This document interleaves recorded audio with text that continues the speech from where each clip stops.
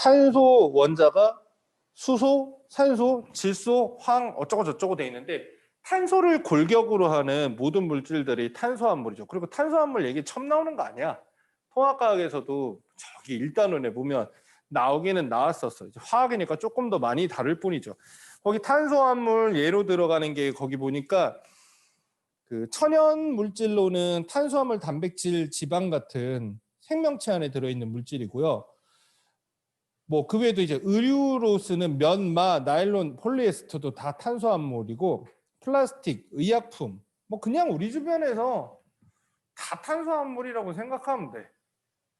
생명체로부터 만들어진 모든 물질은 탄수화물인 거야. 그리고 석유화학공업으로 만든 모든 물질도 탄수화물인 거야. 그럼 우리 주변에서 탄수화물 아닌 거 찾아보려면 그렇지 돌멩이, 금속, 유리 이 정도 유리가 탄수화물이 아니에요. 당연히 아니죠. 유리는 규소 물질이죠. SiO2거든. 유리, 돌, 금속 이 정도 빼놓고 거의 다 탄수화물이라고 봐야 돼.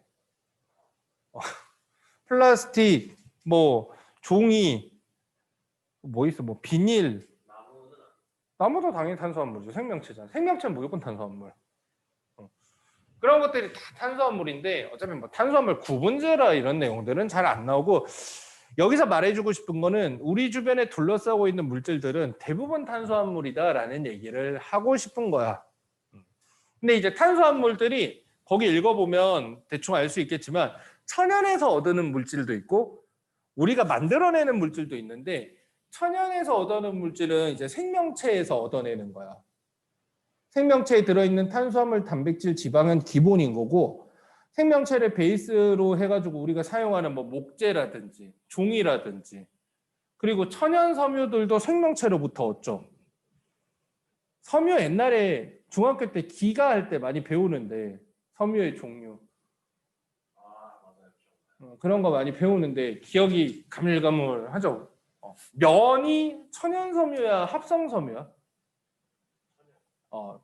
거기 보면 합성 섬유하고 천연 섬유하고 그 정도는 구분은 할 수 있어야 돼. 어디 나오냐면은 앞에 있었어. 2장 앞에 13페이지 보면 나와. 천연 섬유하고 합성 섬유 구분하는 거 정도는 나와. 13페이지 보면 합성 섬유는 나일론, 폴리에스터, 폴리아크릴 이런 게 합성 섬유고 천연 섬유는 면, 목화에서 얻은 면 그리고 마는 뭐 나무 같은 거 있어. 그 마를 얻어내는 그 마. 니네가 아는 대마초 할 때 그 마도 비슷한 과의 식물이어가지고 그 풀 있어. 되게 억세게 생긴 풀에서 찢어가지고 그걸로 천을 짜면 마가 되는 거고 그리고 영어로는 울이라 그러죠. 스웨터나 이런 거 짜는 데 쓰는 양털. 그런 게 이제 천연 섬유. 그리고 비단. 누에 고치로부터 얻은 그까지가 천연 섬유고 나일론, 폴리에스터 이런 것들은 싹 다 합성 섬유가 되죠. 이런 합성 섬유도 탄수화물이고 천연 섬유도 탄수화물이야. 단 합성 섬유는 석유로부터 뽑아내는 거고 천연 섬유는 생물체로부터 뽑아내는 거죠. 그리고 이제 플라스틱, 의약품 이런 우리가 공장에서 만들어낸 대부분의 물질들은 석유화학공업, 석유로부터 뽑아내는 것들이 대부분이죠.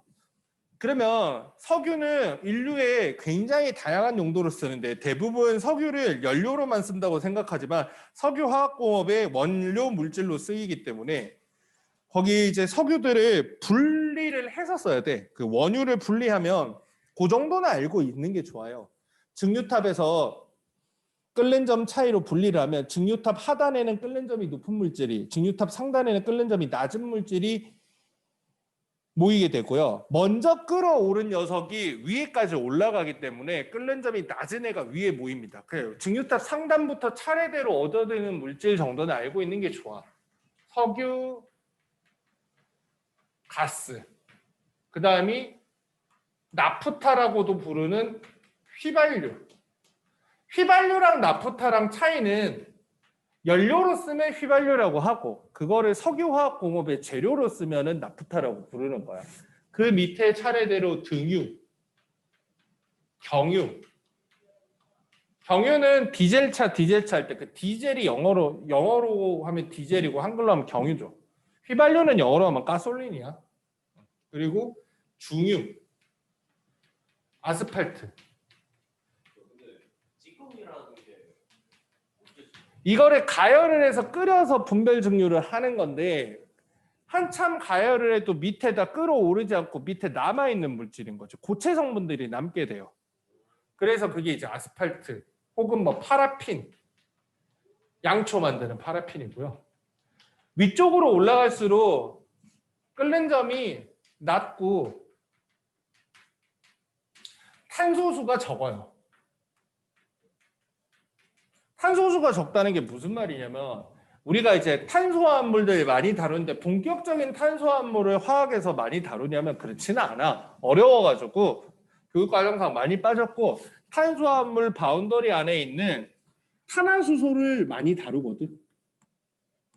탄화수소는 C하고 H로만 구성된 물질을 탄화수소라 그러고 탄소화합물들은 CH를 베이스로 해서 산소나 질소나 황이나 다른 원소들이 들어있으면 탄소화합물이라고 하는 거야. 물론 이제 탄화수소도 탄소화합물이라고 해도 상관없죠. 근데 이제 탄화수소라고 하면 C랑 H로만 구성되어 있어야 돼요. 우리가 석유에서 얻어내는 모든 물질은 탄화수소입니다. 근데 그 중에서 탄화수소는 탄소 X계, 수소 Y계 이런 화학식으로 많이 구성을 하게 되는데 위쪽으로 올라갈수록 탄소수가 적어요.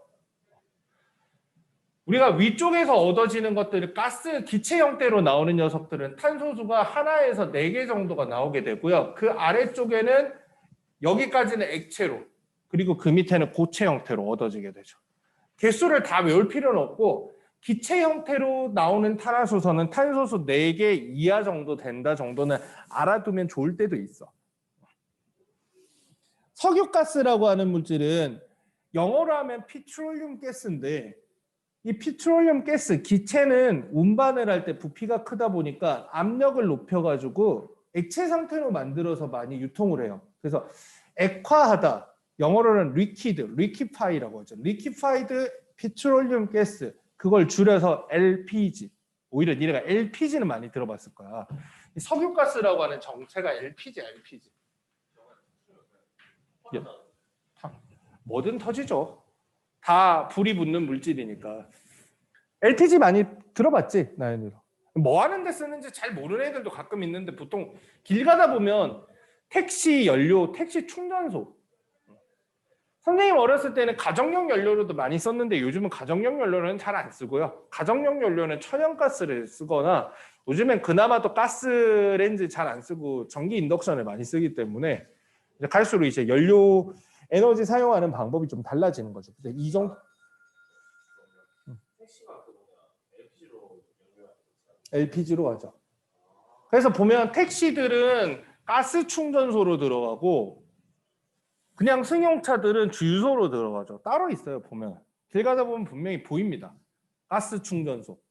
근데 여러분들 직접 운전 안 하니까 잘 관심이 없어서 못 봤을 수도 있는데 제일 확실한 거는 혹시 뭐 공항이나 어디 멀리 나갈 때 택시 타면서 트렁크에 짐을 실어 본 사람은 분명히 알아. 택시는 뒤에 트렁크를 열면 뒤에 뭐 가스통 같은 게 들어있어.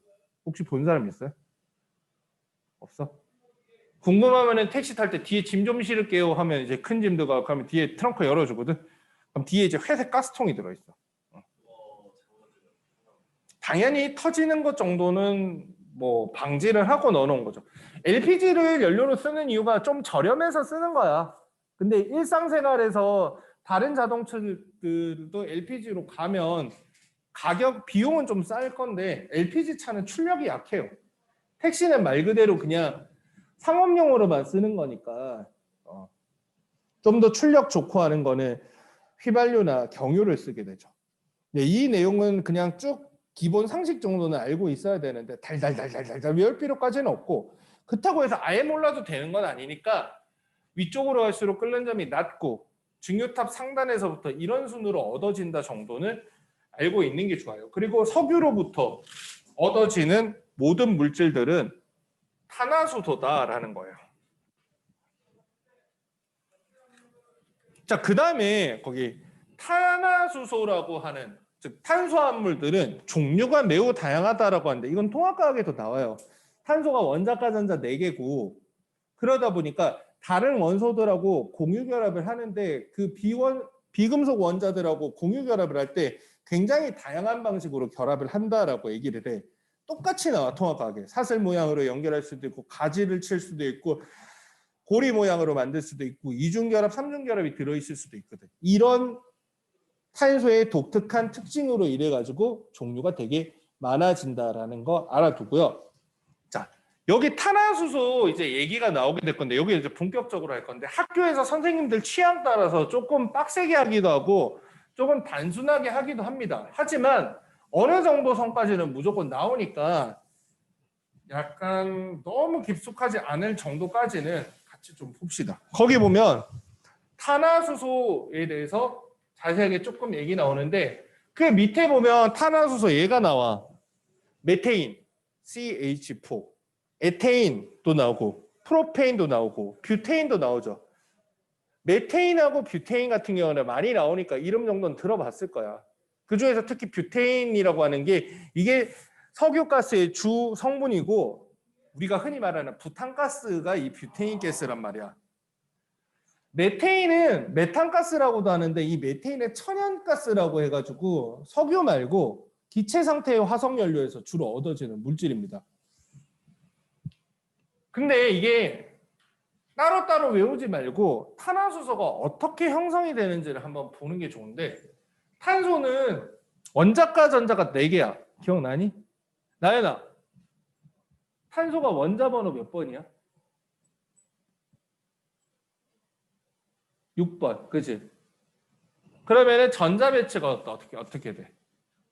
2개, 4개. 그럼 체외각 전자가 4개란 말이야. 그 4개의 전자를 이용을 해가지고 다양한 방식의 결합을 하니까 탄소는 팔이 4개인 원자다라고 생각하는 게 편해요.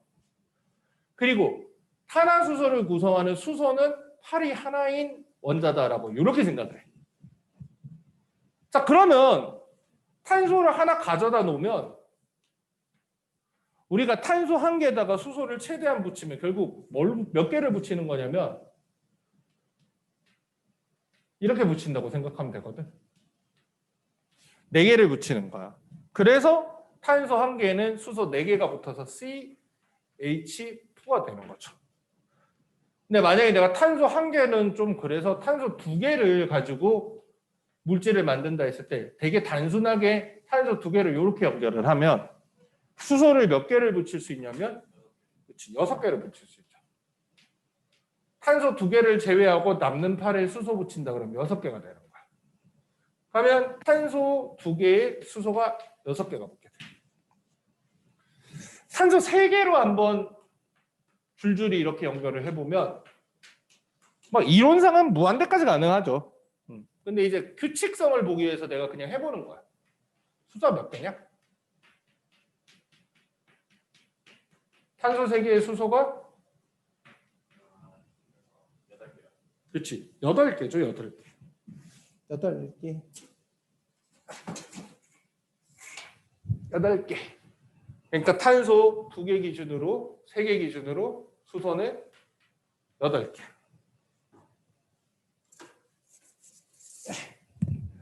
탄소를 한번 4개를 연결해 볼까? 일자로. 그러면 탄소가 팔이 4개니까 요 남는 팔에는 다 수소가 붙을 거야. 그럼 수소가 10개. 탄소가 5개면 수소 몇 개인 거야? 12개. 그래. 이런 식으로 붙이면 탄소가 6개면 수소 몇 개? 14개. 탄소가 N개면 수소가 몇 개인 것 같아? 그치. 우리가 이 탄소 N개에 수소 2N 플러스 2가 가장 단순한 탄화수소 구조이고 이게 수소를 최대한 많이 붙인 거야. 무슨 말이냐면 탄소 1개를 갖다 놓고 수소를 6개를 붙일 수도 없고 7개를 붙일 수도 없어. 탄소 3개를 가져다 놓으면 3개 연결하고 남는 팔에 수소 붙여야 되니까 최대한 붙여도 8개지 9개 붙일 방법은 없습니다. 우리가 이게 탄화수소의 가장 기본이 되는 화학식이고 이런 식으로 CnHen 플러스는 탄소를 단순히 쭉 연결하고 수소만 쭉 붙였을 때 그런 형태의 탄화수소를 화학식을 이렇게 돼요. 이런 녀석들을 우리가 통칭해서 알케인이라고 부릅니다. 알케인. 영어는 안 써도 돼. 아는 척 하려고 써봤어. 알케인이라고 부릅니다. 알케인이라고 하는 건데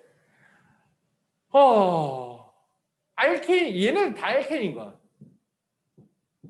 근데 탄소 개수에 따라서 이름을 좀 붙여줘야 될 것 같아가지고 그 옆에 보면 탄소 개수에 따른 접도사라고 나오거든. 그치? 탄소수가 1개면 메타라고 불러. 메타. 탄소수가 2개면 에타. 탄소수가 3개면 프로파. 4개면 뷰타. 5개면 펜타. 펜타. 오각형 할 때 펜타. 롤 하면 펜타킬. 미국 국방성 이름 국방성 건물이 오각형으로 생겨서 걔는 펜타곤이라고 그러거든. 오각형으로 생겨 건물이 위에서 보면. 그 9.11 테러 할 때 그 펜타곤에 꼬라 박아가지고 한쪽 무너져갖고 다시 졌지. 6개면 헥사. 영어로 육각형이 헥사곤입니다. 헥사곤. 헥사곤. 헥사. 7개는 좀 어렵죠. 헵타. 8개는 쉬워. 옥타. 문어가 그래서 옥토퍼스. 옥타. 문어가 다리가 8개잖아. 스퀴드. 전혀 상관없어. 옥타. 아니면은 UFC 좋아하는 사람은 UFC 경기장 이름이 그거잖아. 옥타곤이잖아. 아닌가? 몰라요. 옥타곤으로 기억하는데 아닌가? 팔각형 형태의 경기장이라고. 그리고 9개가 헵타, 10개가 데카 이렇게 되는데 주로 10개까지는 잘 안 가고 6개까지만 잘해도 거의 완벽해요.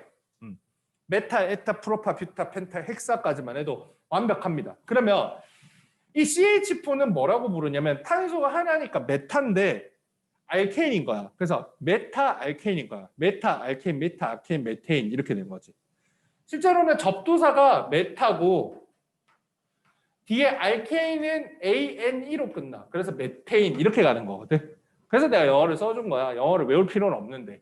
이거는 에타라고 하는 접두사를 가지고 알케인이기 때문에 ANE로 끝나서 알케인 이렇게 되는 거고 얘는 프로페인,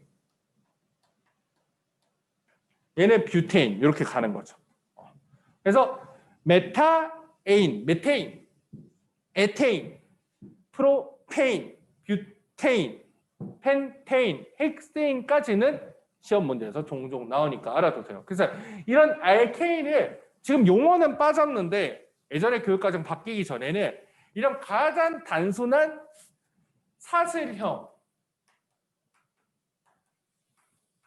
포화탄화수소를 알케인이라고 불렀었어.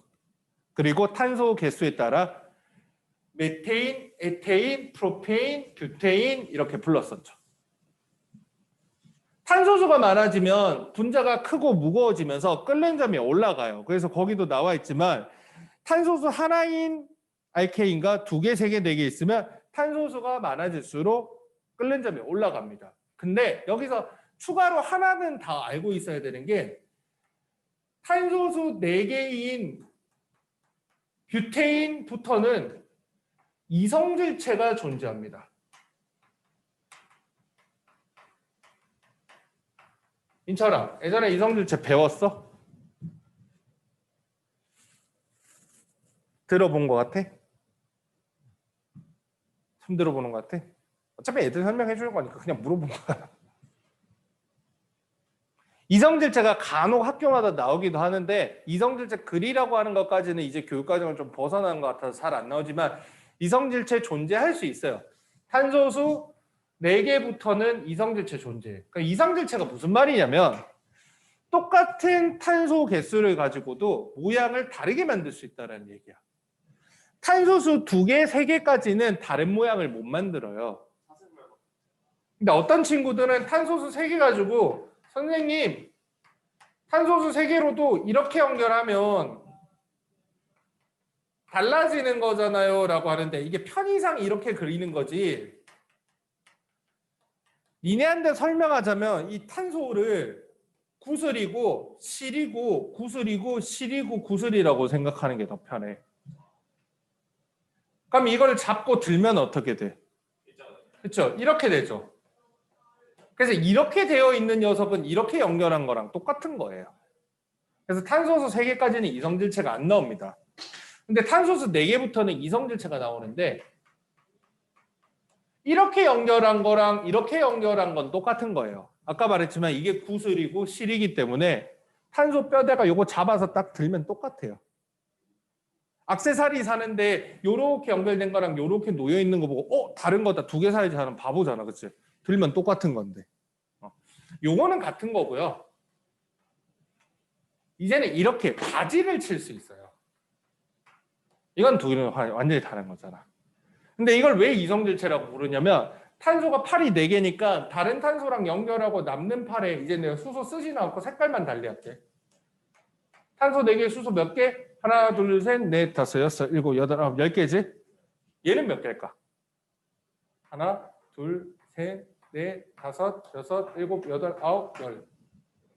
똑같아요.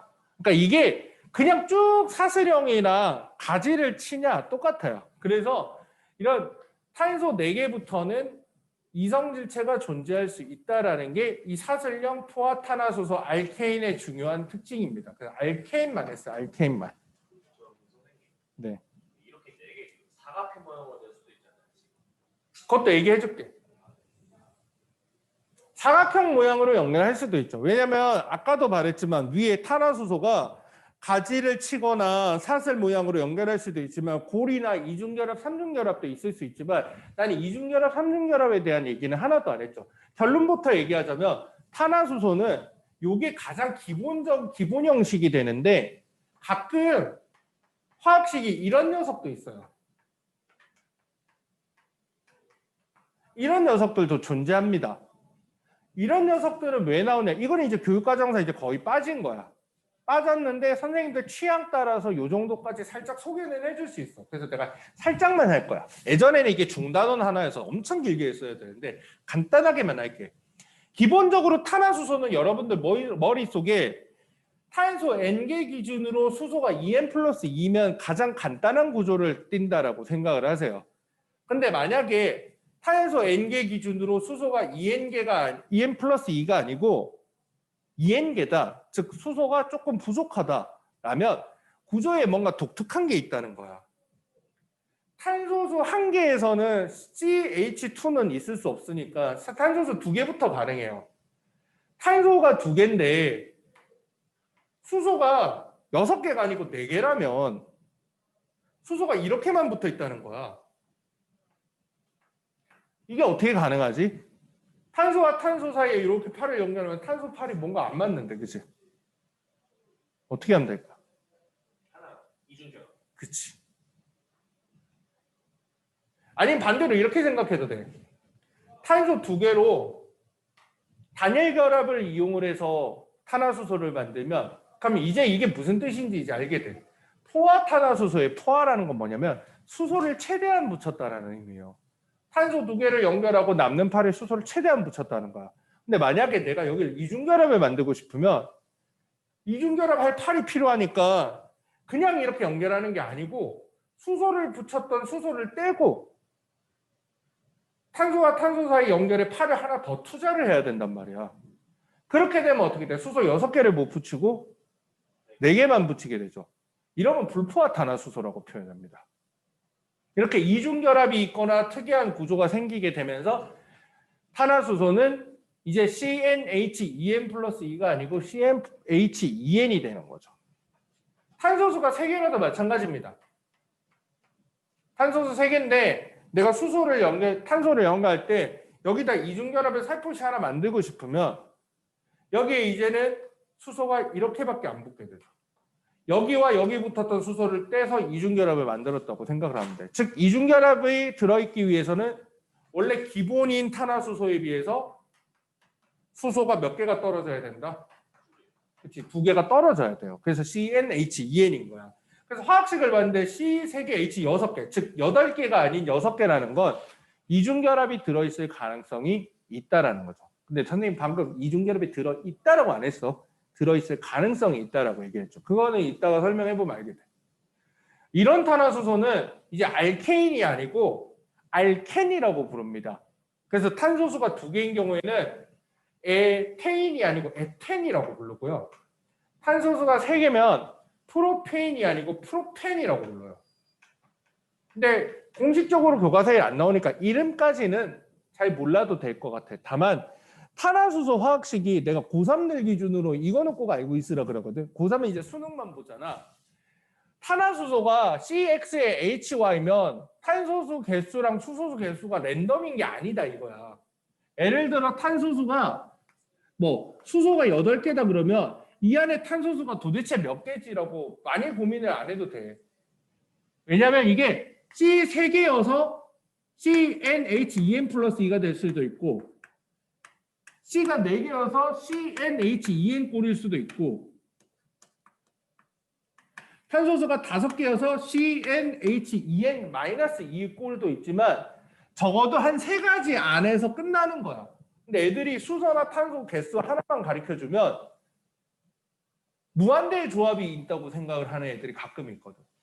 여기서 우리가 알고 있어야 되는 가장 중요한 점은 뭐냐면 탄화수소는 이거 말고도 있기는 있지만 고등학교 가정 기준으로는 요 3가지 화학식이 거의 보편적이라는 거야. 99.9% 이 화학식에서 나오니까 3가지 화학식 안에 있다는 거고 어떻게 해서 이 화학식이 아니라 이 화학식이 될 수 있는지를 보여주는 것뿐입니다.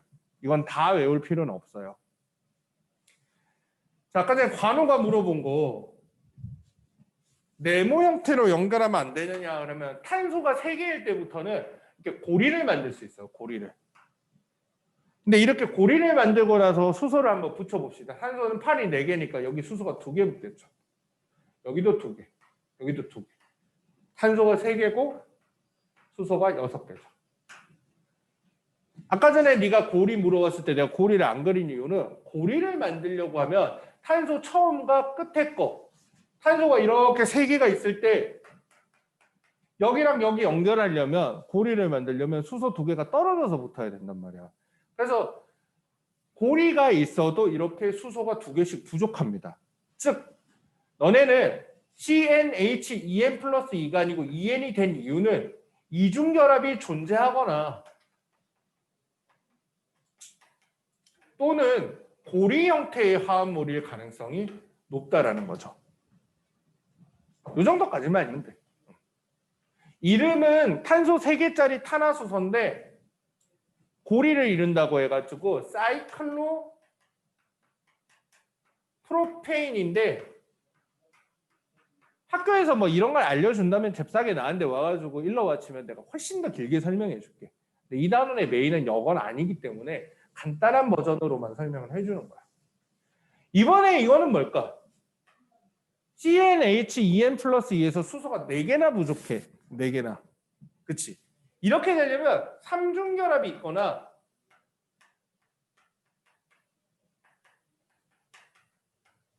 이중결합이 2개 있거나 이중결합하고 고리가 같이 있거나 이런 경우에 가능합니다. 근데 이것까지는 안 나올 거야. 예전에 교육과정 바뀌기 전에는 이거 자체가 통째로 중단원 하나여가지고 엄청 많이 나왔었는데 지금은 니네는 탄화수소가 요 정도 있다는 거고 내가 알케인까지는 그래도 조금 많이 알려줬으니까 알케인 말고 학교에서 알켄이랑 뭐 여거 이중결합, 삼중결합 들어있는 거 되게 많이 하던데요 하면 쌤 앉아서 일러 바치면 1시간 정도만 더 설명해주면 충분히 할 수 있으니까 기본적인 탄화수소에 대해서만 얘기를 할게요. 자, 읽어보면 알 수 있는 건 선생님이 설명을 길게 하지 않았어. 거기 17페이지 밑에 보면 대표적인 탄화수소 구조의 특징 뭐 어쩌고 저쩌고 있는데 탄화수소는 다들 연료로 씁니다. 다들 연료로 쓰고요. 메테인은 요거는 알아두는 게 좋아. 메테인 CH4는 천연가스의 주성분이야. 천연가스. 우리가 천연가스는 유통할 때 LNG 형태로 유통을 해서 LNG의 주성분이고요. 탄화수소 중에서 탄소수 4개짜리 이거 프로페인은 석유가스의 주성분이에요. LPG라고 하죠. LPG의 주성분이니까 LNG의 주성분이다, LPG의 주성분이다, 천연가스의 주성분이다, 석유가스의 주성분이다. 그런 말은 잘 쓰는 편이니까 알아두세요. 그게 17페이지 밑에 있어. 물에 잘 녹지 않아 라고 돼 있는데 탄화수소는 기름 친구들, 석유 친구들이니까 원래 물에 다 안 녹아. 물에 다 안 녹아요. 나머지는 읽어보면 됩니다. 메테인은 뭐 주는 거예요? 없어요. 있으면 써주지. 없어.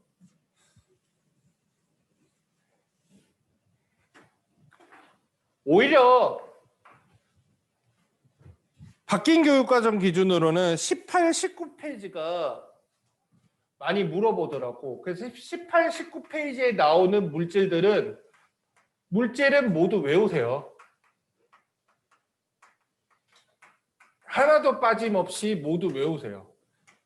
물론 시험에 모든 게 다 같이 나오지는 않겠지만 번갈아 가면서 나오더라고.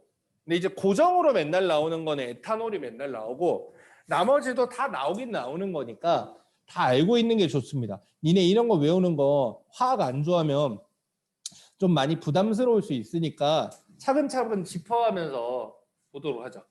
일단 거기에 이제 알코올이라고 하는 게 있고 에탄올이라고 하는 게 있는데 이 차이가 뭐냐고 많이 물어보는데 알코올은 어떤 물질들 집단을 부르는 이름인 거고 알코올 안에 에탄올도 있고 메탄올도 있고요.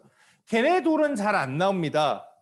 에틸렌 글리콜하고 글리세롤이 있는데 대신 에틸렌 글리콜하고 글리세롤은 이따가 다시 한번 얘기했지만 걔네들 그림을 보고 알코올 종류구나라는 건 알 수 있어야 돼. 그 그림을 보고 알코올 종류구나. 그걸 어떻게 하냐면 알코올은 원래 탄화수소에서 탄소, 수소로만 구성되어 있는 물질에서 수소를 떼고 그 수소 자리에 OH가 붙어 있는 걸 다 알코올이라고 불러요. 보여줄 거야.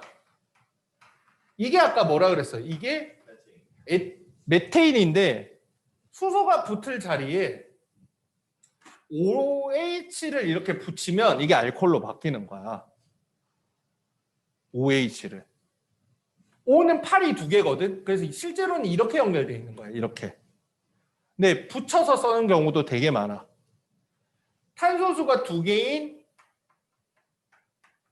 가장 간단한 탄화수소는 에테인이라고 하는 녀석인데 이 녀석에서 H를 하나 떼고 OH를 붙이면 이것도 역시 알코올이 된 겁니다. 탄화수소에 이런 게 붙어가지고 이름이 바뀌는 경우를 이런 걸 작용기라고 부르는데 이거는 이 작용기의 이름은 하이드록시기라고 합니다. 하이드록시가 이름이야. 하이드록시. 작용기 할 때 기가 되는 거야. 하이드록시가 붙어서 알코올이 됐다고 해. 하이드록시기. 이건 작용기 이름입니다. 어떤 탄화수소든 수소를 떼고 그 자리에 OH가 붙어 있으면 알코올 종류라고 보는 거야. 그래서 내가 거기 바로 옆에 있는 에틸렌 글리콜하고 글리세롤을 통째로 외우거나 이름까지는 몰라도 되지만 모양새를 봤을 때 탄소, 수소를 베이스로 하는데 수소가 붙어 있어야 될 자리에 OH가 붙어 있으면 알코올이 되는 거야. 다만 그 옆에 있는 에틸렌 글리콜하고 글리세롤은 OH가 2개씩 붙어 있는 거죠. 2개, 3개 붙어 있는 거야.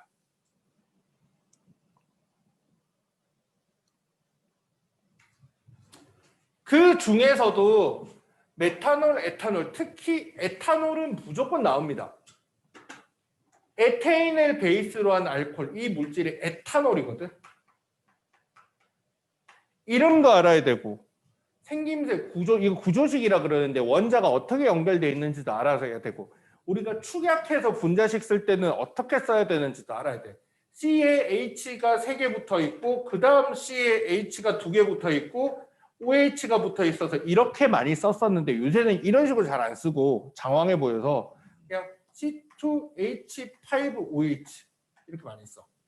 C2H6에서 H 하나 떼고 OH 붙었다는 의미로 C2H5OH.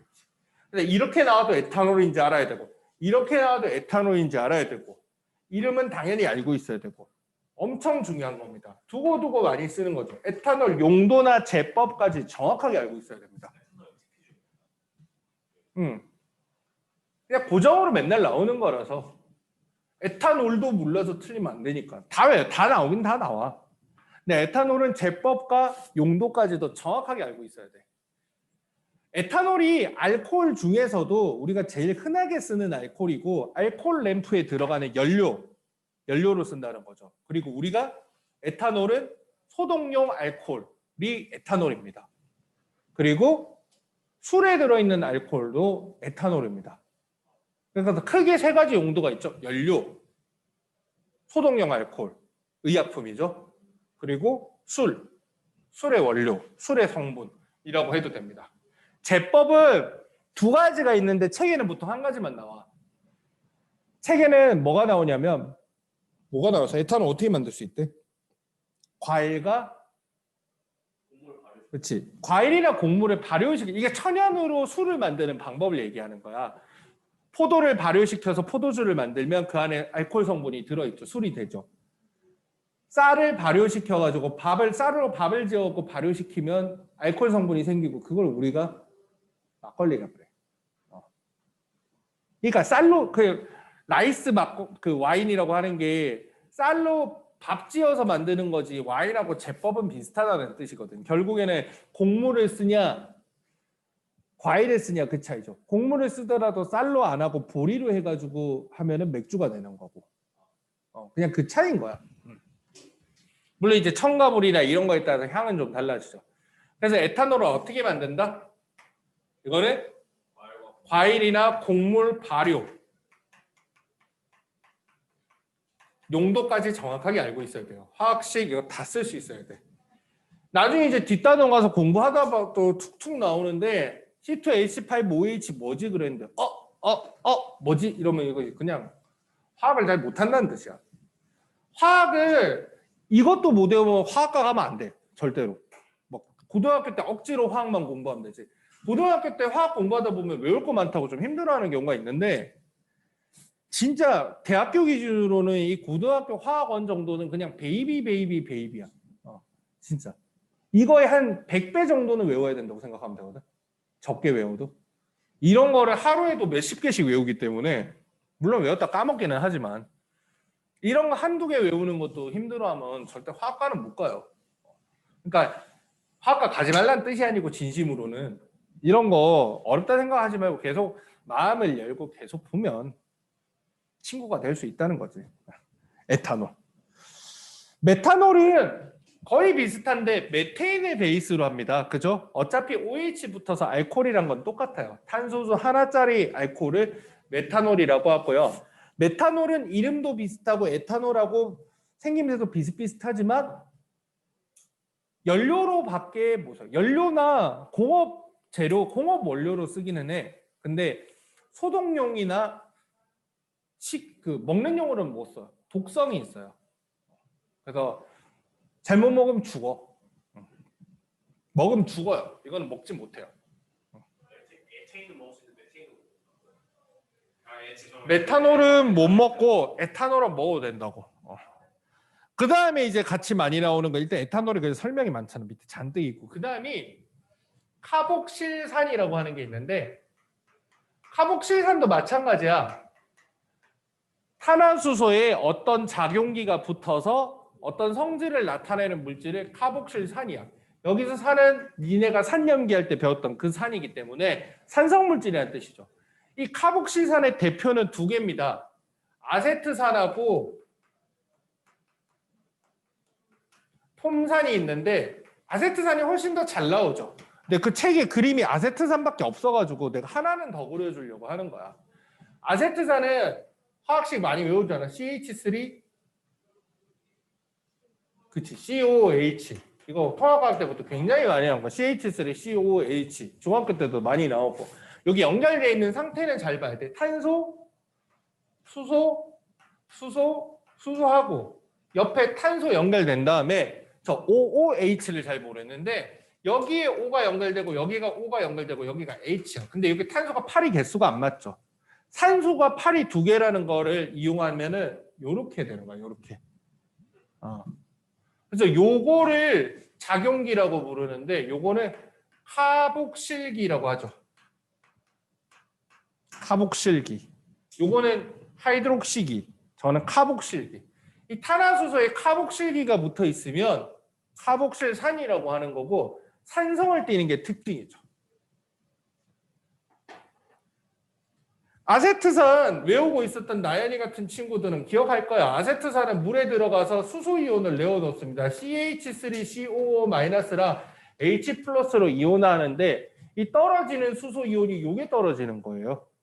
얘가 마이너스 되고 플러스 되면서 떨어져 나가는 겁니다. 그래서 어느 수소이온 떨어져 나가는지도 물어보는 선생님들도 가끔 있으니까. 용도는 아세트산은 식초야, 식초. 그리고 엄청 잘 나오는 게 의약품 원료. 용도 몇 개는 꼭 체크를 해주세요. 식초, 의약품 원료. 뭐 거기 있는 뭐 빙초산이 어쩌고 저쩌고도 많이 알면 알수록 좋죠. 아세트산이 녹는 점이 18도야. 되게 특이해. 녹는 점이 18도라는 건 18도가 넘어가면은 녹아서 액체라는 거고 18도보다 낮으면 고체라는 거지. 근데 우리가 살고 있는 온도 정도면 좀 날씨 쌀쌀하면 18도 미치고 따뜻하면 18도 위잖아. 그래서 이거 상온에 두게 되면은 가을 겨울에는 고체로 존재하고 봄 여름에는 액체로 존재하고 약간 이런 느낌이죠. 그래서 식초에 들어가는 산인데 자꾸 좀만 쌀쌀하면 얼음처럼 얼어버린다 그래서 빙초산이라고 부르는 거야. 빙초산. 빙은 팥빙수 할 때 빙 얼음을 의미하죠. 폼산 하나를 알아두세요. 폼산은 HCOOH예요. 아 맞다. 아세트산도 제법 잘 나옵니다. 어떻게 만든대 거기?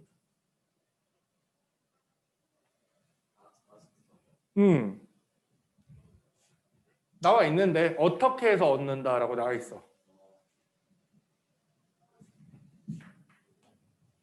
못 찾았나? 못 찾네. 못 찾고 있네. 빨리 찾아라. 어떻게 만들 수 있냐? 어떻게 해서 얻는? 이거는 에탄올을 발효시키면 얻는 거야. 홈상도 뭐야? 여기 과일하고 곡물을 발효시켜서 에탄올을 얻잖아. 그거를 더 발효시키면 저게 돼. 그래서 와인을 잘못 보관하거나 너무 숙성시키게 되면은 와인이 술 형태에서 식초 형태로 바뀌게 됩니다. 와인 식초로 변해버리죠. 근데 일부러 와인으로 식초 만들기도 해요. 와인 식초. 니네가 많이 먹어봤을 거야. 와인 비네거라고 해가지고 뭔지 아니? 에탄올로 만든다고. 안 먹. 그 이탈리안 레스토랑이나 이런 데 가면 파스타 먹으러 가면 빵 찍어 먹으라고 뭐 간장 같은 거 주잖아. 아니면 샐러드에 보면은 새콤한데 까만 거 있잖아. 그거. 그게 와인이 더 발효돼서 숙성된 식초입니다. 와인 비네거. 먹어봤어? 모르겠어? 근데 보통 샐러드 안에 들어있으면 뭔지도 모르고 먹는데 샐러드 중에서 그 오리엔탈 드레싱이라고 하나? 뭐지? 아니 무슨 드레싱이다. 아무튼 약간 올리브 오일하고 그 까만색 툭툭툭 약간 간장 같은 거 뿌려져 있는데 먹어보면 새콤새콤한 그 맛이 그게 와인 비네거 맛이야. 그럼 뭔지 알지? 여학생들은 대부분 알더라고. 니들도 나중에 여자친구 생기면 알게 돼. 여자친구 없었던 애들이 잘 몰라 보통. 차민철 나 여자친구 생기면 파스타 먹으러 가봐. 그럼 알게 돼. 거기 가면은 빵 찍어 먹으라고 뭐 간장 같은 거 줘. 나연이 그거 봤니? 빵 찍어 먹으라고 뭐 주는 거? 올리브 오일에 뭐 까만 거 들어있잖아. 그거 샐러드 소스로도 먹고. 그게 먹으면 약간 시큼한 맛이 나거든. 그게 와인 비네거야. 그게 에탄올을 와인을 더 발효시켜 갖고 만들면 이렇게 돼. 똑같아. 우리나라 사람들도 그 막걸리를 그 발효하다가 너무 심하게 발효되면 그게 쌀로 만든 식초예요. 전통 방법으로 식초 만드는 게 그거야. 폼산은 아세트산하고는 다르죠. 얘는 이런 식의 구조를 띠게 되는데 요것도 COOH 가지고 있으니까 똑같이 카복실산이다라는 거. 용도나 이런 건 잘 안 나와요. 몰라도 돼요. 내가 말한 건 뭐냐면 작용기가 똑같은 게 보이면 OH가 보이면 알코올이야. 근데 오해하면 안 되게 이것도 OH 있는데 하면 안 돼. OH만 보이면 알코올이고 COOH가 보이면 카복실산이다라는 거죠. 그 외에 거기 보니까 폼알데하이드도 있고 그리고 아세톤도 있네. 아세톤? 원래 아세톤도 폼알데하이드도 친구들이 있는데 친구들까지는 몰라도 돼. 요게 이제 이렇게 붙어 있는 거를 알데하이드라고 하는데 보지 몰라도 상관없어요. 알데하이드류. 그리고 그 밑에는 아세톤이라고 해가지고 이렇게 되어 있는데 아세톤은 아세톤 친구들은 케톤이라고 해서 케톤 종류들이 있는데 케톤 종류 중에서 가장 많이 쓰는 게 아세톤이야. 뭐 그것까지도 굳이 외울 필요는 없습니다. 다만 생김새와 분자식으로 썼을 때 모습 잘 해둬야 돼. 이거는 간혹 이렇게 쓰기도 해. 그러니까 얘네들은 용도만 잘 나와. 용도만. 폼알데하이드는 거기 보면은 뭐 접착제나 플라스틱 원료 뭐 이런 거 나오거든. 그리고 이거는 아세톤은 많이 들어봤지. 매니큐어 지우는 거. 아세톤은 알지? 매니큐어 지우는 거. 그래서 이거는 매니큐어 제거제. 네일 리무버라고 그러지. 매니큐어 제거제고 그리고 용매로 쓴다라는 표현이 있겠는데 용매로 쓴다는 게 무슨 말이냐면 용매로 쓴다는 게 물에 잘 녹는 애들은 물에 녹여가지고 화학 반응을 시켰고 물이 용매가 되는 거야. 화학 반응을 시킬 때 어떤 두 가루 물질을 퍼가지고 이래갖고 이렇게 화학 반응 시키는 게 아니야. 보통 액체 같은 데 넣어가지고 섞어가면서 가열하면서 이렇게 화학 반응을 보통 시킨단 말이에요. 근데 물에 잘 녹는 물질은 물을 용매로 쓰는데 물에 잘 안 녹는 물질도 또 있단 말이야. 그럴 때 이제 다른 용매가 필요한데 이 아세톤도 용매로 굉장히 많이 쓰는 물질이다라는 거예요. 뭔지 모르고 보면 이게 잘 와닿지가 않아서. 카복실산은 거기 보니까 식초의 성분이고 의약품, 염료, 합성수지의 원료, 즉 화학공업을 굉장히 많이 씁니다. 합성수지의 원료는 아까 전에 폴리에스터라고 하는 합성섬유 잠깐 지나가듯이 얘기했는데 폴리에스터의 원료가 되는 거고 이 의약품의 연료는 내가 뿅뿅 체크해놨는데 이게 아스피린의 원료야. 앞에 보면 아스피린 나왔었거든. 아스피린 원료가 아세트산이기 때문에 아스피린의 원료다 혹은 뭐 의약품의 원료다 그러면 맞는 말이니까 알아주세요. 그 카복실산 전체가 에탄올 아세톤이나 뭐야? 아니면 아세트산만 에탄올 당연히 아세트산만 그렇지. 당연하지. 문제 풀다가 디테일하게 보기에서 모르는 거 궁금한 거 있으면 물어보고 완자 안 돼 있으면 완자 하면 되고 완자 되어 있으면 완자 다 한 사람은 딴 책 풀어. 넌 딴 책 있잖아. 그치? 니네들도 이거 다 하고 나면 수능 특강하고 수능 완성해야 돼.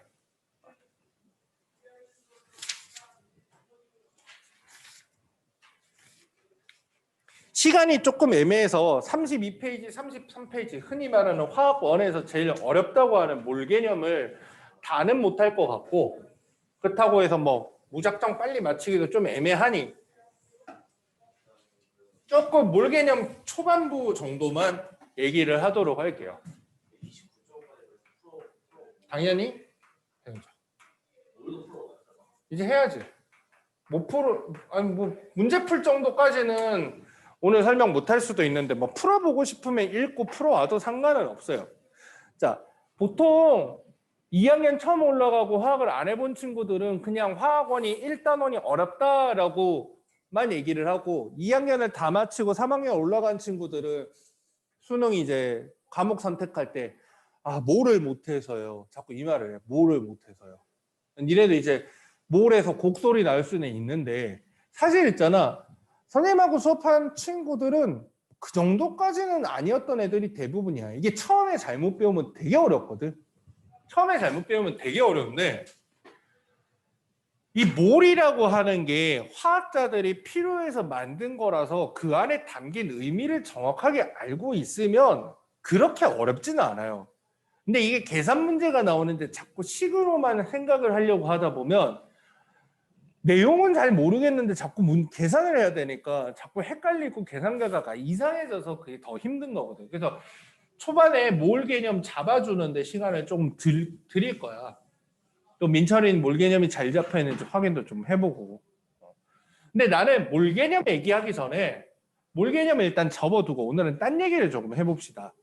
왜 이런 걸 만들었냐면 과일이라고 생각을 해봅시다. 과일. 어떤 과일 가게가 있는데 적지 않아도 돼. 그냥 기록상 그냥 적는 거야. 과일 가게가 있는데 거기에 여러 가지 과일이 있어. 예를 들어 방울토마토가 있다고 합시다. 방울토마토.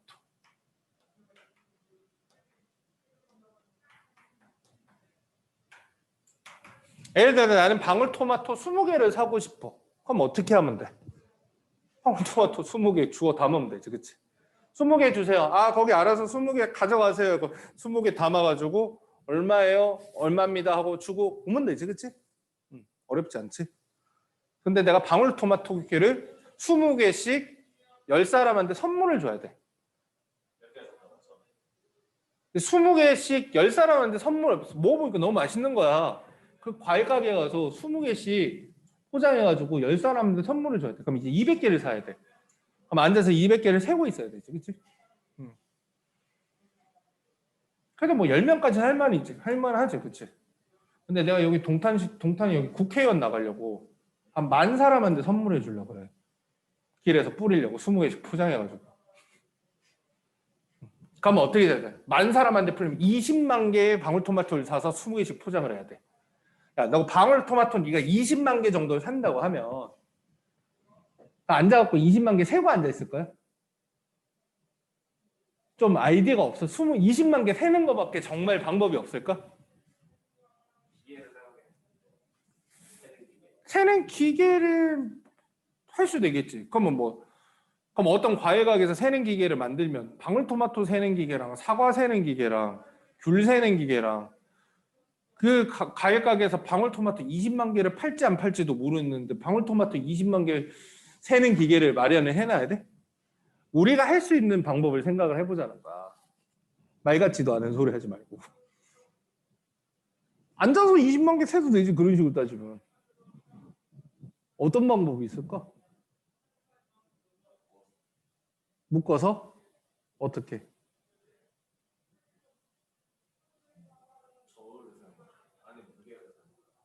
그치. 점점 이제 내가 원하는 답에 근접하고 있어. 사실 20개씩 정확하게 주면 좋기는 하지만 조금의 차라리 오차가 있더라도 저울을 이용을 해서 20개 정도씩 저울을 재면 얼마 정도 20개 했더니 약 한 1kg 정도 된다 그러면 1kg 단위로 빨리빨리 재는 게 훨씬 더 그래도 효율적이겠지. 그치? 그게 훨씬 더 낫단 말이야. 물론 그래도 10,000명한테 주려고 포장하면은 빡센 건 마찬가지지만 20만 개 세는 거보다야 낫잖아. 그치? 눈대중으로 퍼가지고 저울을 얼려가지고 1kg에서 포장하고 1kg에서 포장하고 그게 차라리 낫단 말이지. 내가 얘기하고 싶은 건 뭐냐면 이게 개수를 낱개로 셀 수 있다는 거는 개수가 적을 때나 가능한 거지 개수가 아예 많아버리면 낱개로 세는 건 점점 의미가 없어져. 그지? 그러면 방울토마토를 아예 내가 막 1,000개씩 2,000개씩 산다면 그냥 방울토마토가 평균 1개당 혹은 평균 100개당 무게가 어느 정도 되니까 그 무게로 달아서 사는 게 낫단 말이야. 차라리 오차 한두 개 있더라도. 무슨 얘기인지 알겠지? 무슨 얘기인지 알겠지? 자, 근데 그 과일 가게에 토마토만 있는 게, 방울토마토만 있는 게 아니고 또 내가 뭐 다른 과일도 사고 싶어. 귤도 사고 싶어. 이제 방울토마토랑 귤 얘기를 한번 해보면, 내가 방울토마토랑 귤은 좀 애매한가? 사과랑 둘 다 5kg씩 샀어. 그러면 방울토마토가 개수가 많아, 사과가 개수가 많아? 5kg씩 사왔어.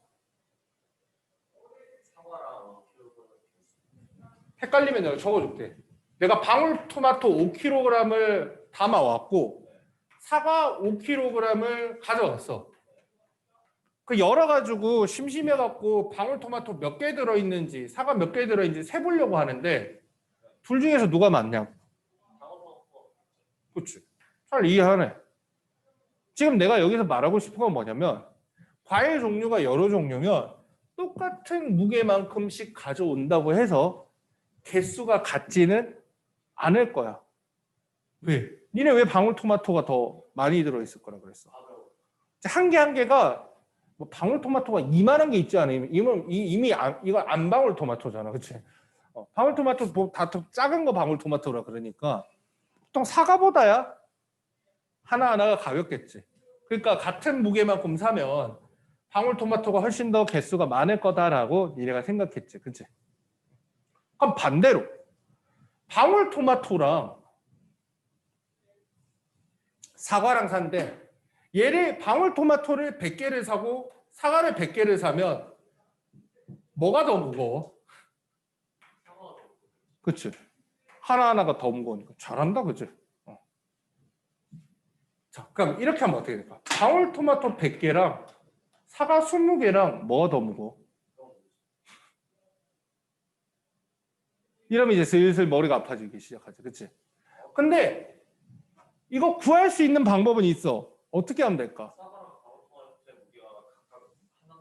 그치, 맞아. 사과랑 방울토마토랑 각각 하나당 얼마인지 알면 방울토마토 100개 무게도 바로 산수로 계산하면 되고 저울에 다 올릴 필요 없이.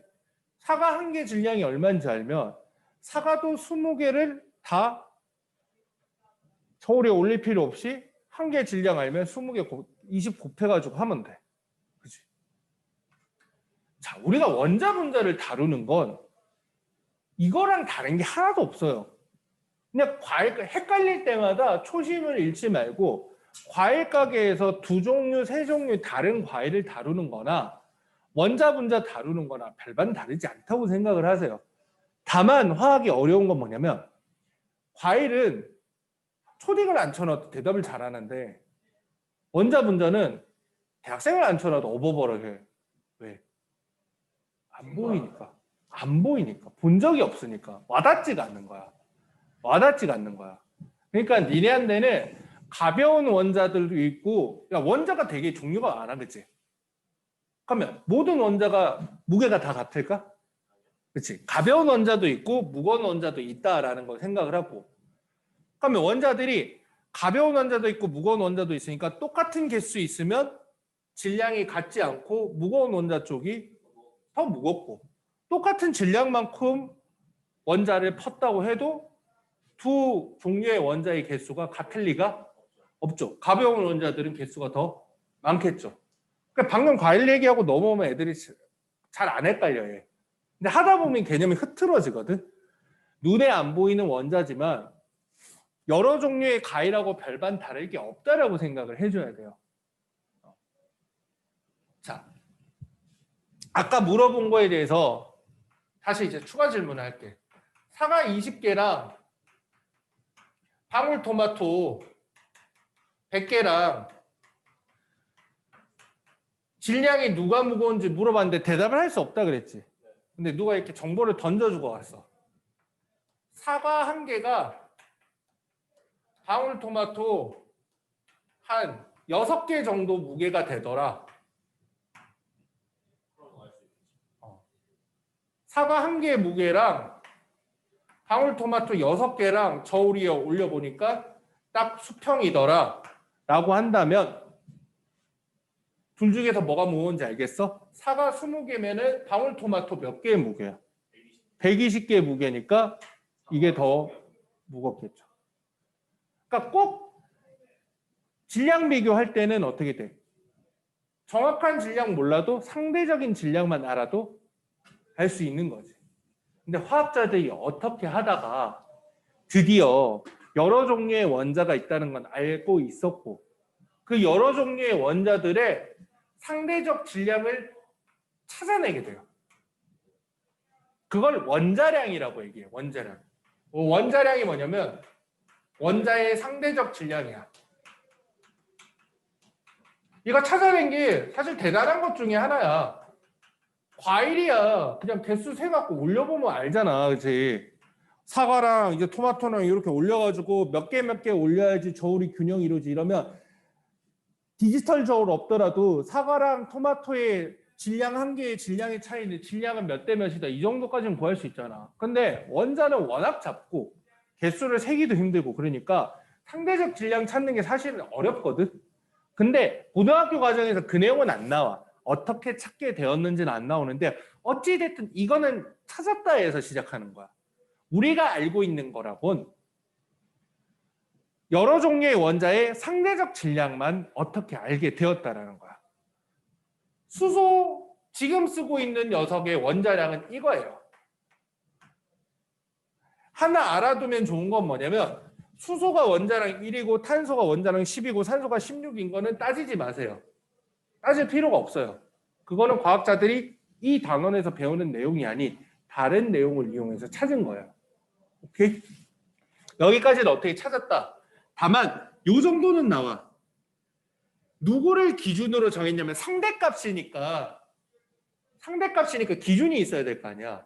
근데 이게 1이니까 수소가 기준이라고 생각하기 쉬운데 얘가 기준이에요. 기준은 얘야. 탄소를 기준으로 잡은 거고 탄소를 12라고 두고 시작을 한 거예요. 이유 같은 건 묻지 않아요.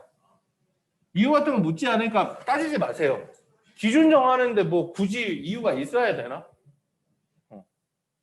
그거는 그런 걸 물어보면 1cm를 왜 이만큼을 1cm로 했냐고 물어보는 거랑 똑같은 거라. 기준 정하는 거는 별로 의미가 없어. 네가 왜 이만큼의 1km냐고 1kg이냐고 안 따지잖아 나한테. 근데 애들이 꼭 여기만 오면은 왜 이걸 12로 했냐고 자꾸 물어봐. 그럼 너는 왜 60kg이냐고 내가 물어봐 할 말이 없거든. 기준은 정하기 나름이야. 뭐라도 정했어야 되는데 사실 기준이 여러 번 바뀌었었어요. 여러 번 바뀌었는데 안정한 원소를 기준으로 해서 정하다 보니까 숫자도 얘 기준으로 잡으니까 숫자 좀 복잡하고 제 기준으로 하니까 좀 간단해지고 해서 기준을 몇 번 바꾸다가 지금 제일 쓰기 쉬운 숫자로 정하다 보니까 이렇게 된 거예요. 근데 특별한 이유가 있다고 볼 수는 없어요. 얘를 기준으로 삼아야 되는 이유가 있는 것도 아니고. 자, 그럼 한번 해봅시다. 수소 원자를 내가 여기다 잔뜩 쌓아놨어요. 이제는 과일하고는 다르게 개수 세기가 어려워요. 개수 세기가 어려워요. 근데 몇 개나 쌓았는지 모르겠어. 그래서 자, 집중하고 봅니다. 이거를 몇 개인지 몰라서 그냥 내가 N개만큼 쌓았어. 근데 저울이에 질량은 잴 수 있어. 충분히 많이 쌓아놓으면 개수는 몰라도 질량은 잴 수 있거든. 여기에 M g이라고 뜰 때까지 쌓았어 내가. 이 M이 얼마인지 모르지만 이런 경우가 있다고 칩시다. 내가 옆에다 똑같은 저울을 가져다 놓고 탄소를 쌓았어. 근데 이번에는 12M g 될 때까지 쌓았어. 자, 그러면 얘는 몇 개일까요?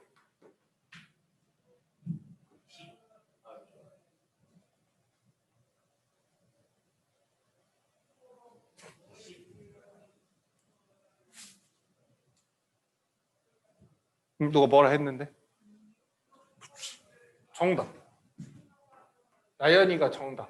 아 저기 질량이 저기 나와 있구나. 이걸 써먹어야 돼. 이걸 써먹어야 돼. 안 쓰면 못해. 저는 새로 저 질량 외워야죠. 외우는 게 좋은데 외워질 겁니다. 더 나오죠. 근데 원래 문제에서 다 주어져. 자, 그러면 이렇게면 이런 몇 개일까? 12분의 N개. 그치? 12분의 n개인 거야. 그치? 잘하네. 자, 그래서 화학자들이 이런 생각을 한 거야. 어차피 이거 상대값이니까 뭔가 확실하게 기준을 세우자 그래가지고 확실하게 기준을 잡자 해갖고 그냥 이거를 1g이 될 때까지 쌓아가지고 이걸 n개면 얘를 12g 쌓으면 얘도 어차피 n개잖아. 산소 원자를 16g이 될 때까지 쌓으면 어떻게 돼? 이게 몇 개야? N개. 얘도 n개인 거야. 그러면 무슨 원자를 쌓더라도 뭐 나는 이거 3개만 제일 잘 쓰니까 3개만 쓴 건데 질소 원자는 원자량이 14야. 다 외우진 않아도 돼. 자주 쓰는 거 3개만 확실하게 외워도 돼. 나트륨 원자량이 23이야. 칼슘은 원자량이 40이야. 플로리는 원자량이 19고.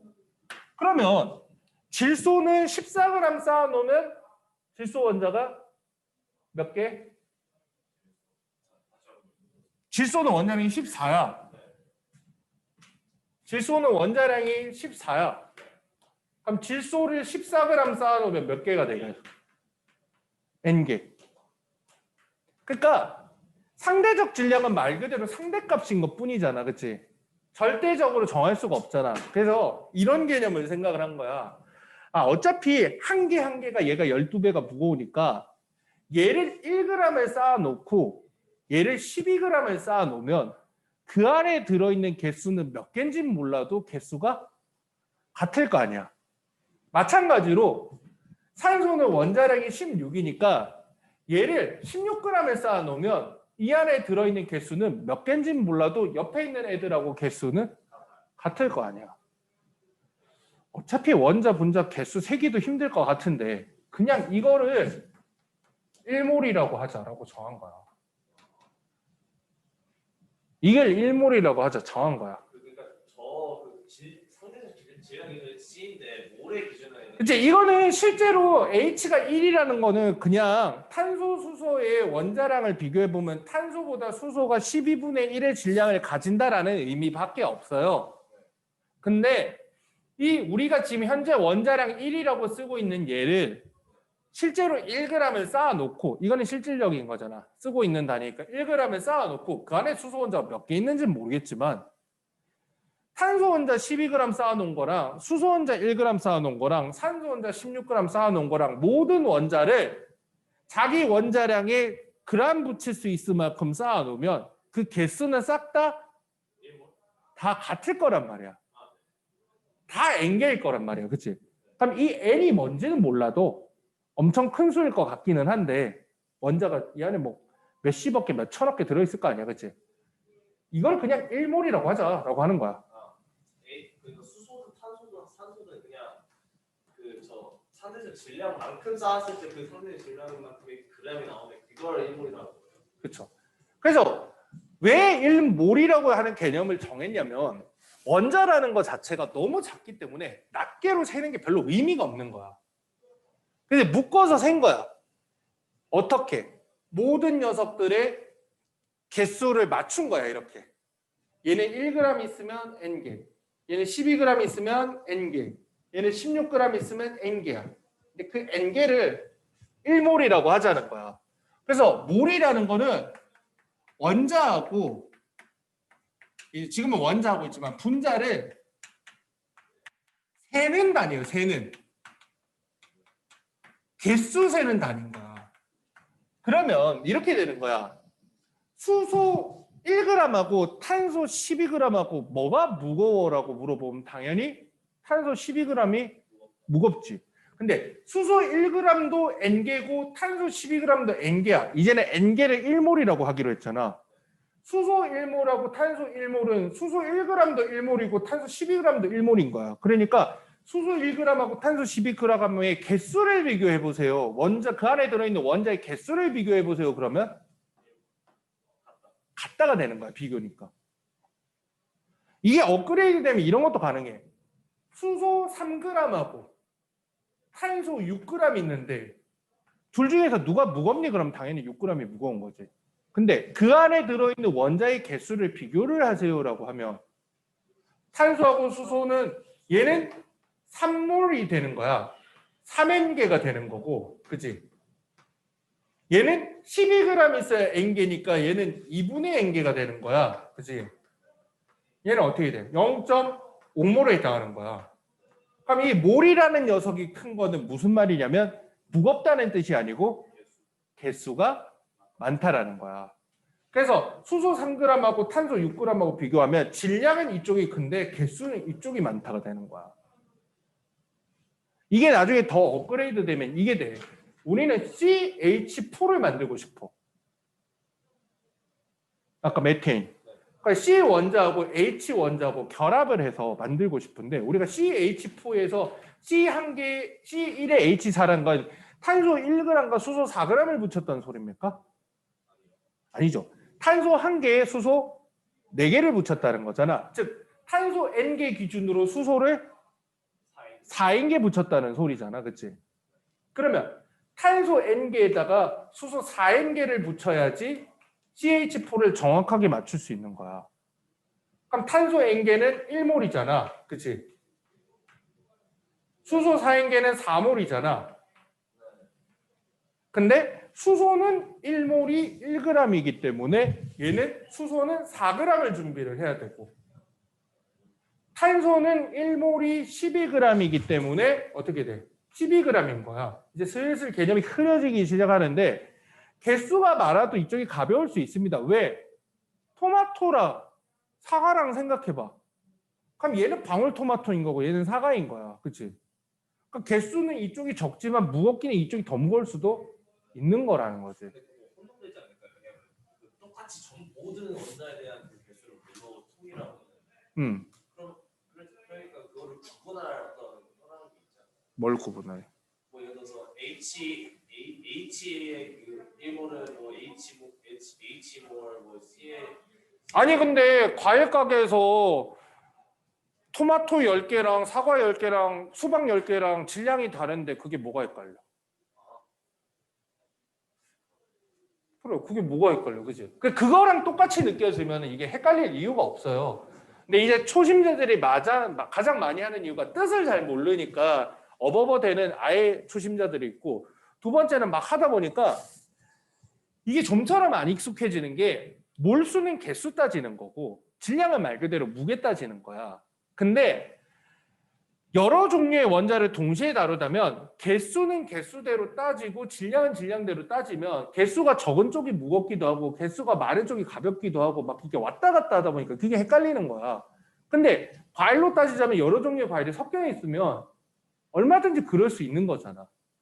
그래서 항상 원자량이 기준이 되면 사실은 상대적 질량이기만 하지만 우리 머릿속에는 수소가 원자량이 1이기 때문에 얘는 N개, 즉 1몰만큼 주세요라고 하면 얘는 1g의 질량을 가진다라는 거야. 이게 머릿속에 딱 박혀야 돼. 얘는 원자량이 12. 고3들한테 물어보면 탄소 원자량 얼마야? 12. 잘 대답해. 탄소 원자량이 10인데 그게 뜻이 뭐야? 어디다 써먹어야 돼? 우리가 1단원에서 탄소 원자량이 10이면 어디다 써먹어야 돼? 그러면 1몰이 12g이라는 거죠. 라는 대답이 나오는 애들이 잘 없어. 얘는 1몰이 12g인 거야. 근데 물론 이제 나중에 가면 화학자들이 도대체 이 1몰이라고 정한 이 N개에 진짜 몇 개나 들어있을까? 이론상 개수는 같잖아, 그치? 근데 이게 몇 개나 들어있을까? 궁금하긴 궁금하겠지. 찾아난 게 그게 33페이지 위에 있는 내용이야. 어떻게 찾는지는 안 나와 있고 찾은 숫자가 6.02 곱하기 10의 23승이고 생각보다 엄청 큰 수고 이거를 아보가드로 수라고 하는 거야. 근데 니네는 6.02 곱하기 10의 23승이라는 숫자를 집착하지 말고 그냥 그게 n이라는 숫자라고 생각하면 돼. 나중에 찾게 된 숫자. 만약에 예를 들어 탄소가 6g이다 그러면 0.5몰이고 이게 2분의 n개다 라고 생각을 할 수 있게. 어떤 산소 원자가 32g이다라고 하면 16g이 N개니까 32g은 2몰 2N개다. 만약에 문제에서 진짜 개수 쓰라 그러면 N자리에다 요거만 넣고 쓰면 돼. 그거를 쓰면 외워야 하는 거 아니겠죠? 외워지는 수야. 문제가 다 추워져. 그리고 제발 외워야 하는 거냐고 물어보지 마. 한우야. 그거 되게 바보 같은 질문이야. 왜냐면 니네들이 공부하다 보면 이거 외워야 돼요라고 많이 물어보는데 선생님이 외우지 않아도 된다고 하는 것 빼고는 다 외워야 돼. 그리고 외울 필요가 없는 것도 공부를 열심히 하다 보면 외워지는 거야. 외우려고 해서 외우는 거는 외울 수가 없어. 니네가 암기를 해보면 대부분 다 저 암기 잘 못해요 하는 애들은 대부분 다 이걸 물어봐. 이거 외워야 돼요? 외워야 돼요? 외워야 돼요? 자꾸 물어보는데 외워야 된다고 생각하면 외워지는 게 아니에요. 외워질 만큼 보면 외워지는 거죠.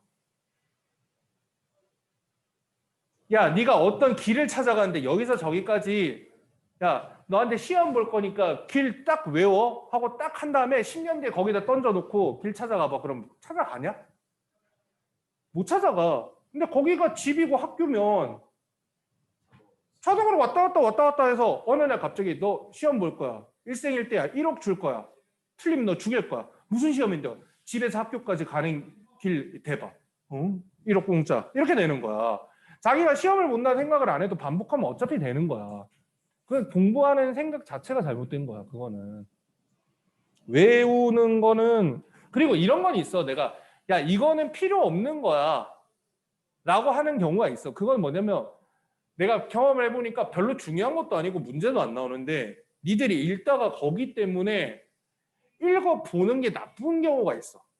거기에 빠져들어갖고 중요한 게 막 흐트러지는 내용들이 있어. 그런 건 내가 여기는 좀 접어두고 딴 데 먼저 봐.